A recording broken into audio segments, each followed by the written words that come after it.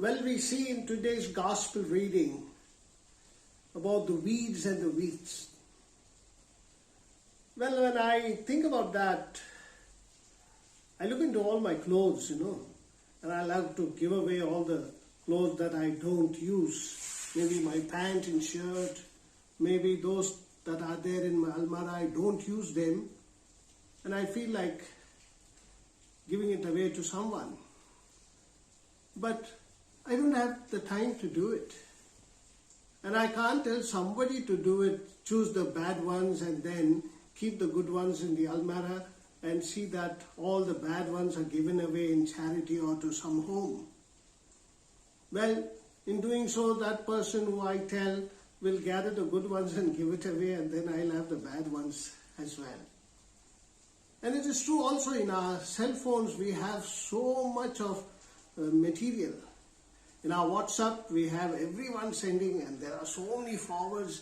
We don't have time to clear up or delete all those messages and all those forwards.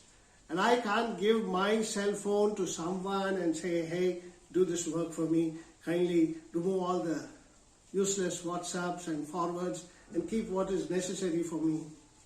Well, while doing so, you may even delete off the good ones that I may need it for my instructions. It happens, my dear friends, that when there are good things, there are also bad things everywhere. Let it be in our life, let it be in our living. There are good things and there are bad things. Today when Jesus speaks about this parable, he speaks about telling the parable of the wheat and the weeds. The wheat, of course, we all know. The weeds, of course, we also know. And when the sower went to sow, he only sowed the wheat. God, who created the world, he created you and me. But there is this evil that is there. And therefore you find the enemy comes and sows all the weeds in the field.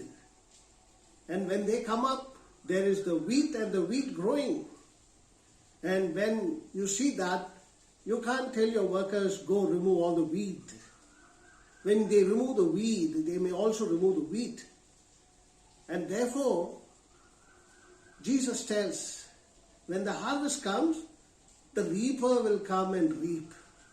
And when he reaps, he will start separating the wheat and the weed. Now we come to the aspect of the master of the field, the master of our lives, the master of the clothes or the master of my cell phone. I am the master of my cell phone. I am the master of all my clothes. And therefore, I should sit down and remove all that is not good.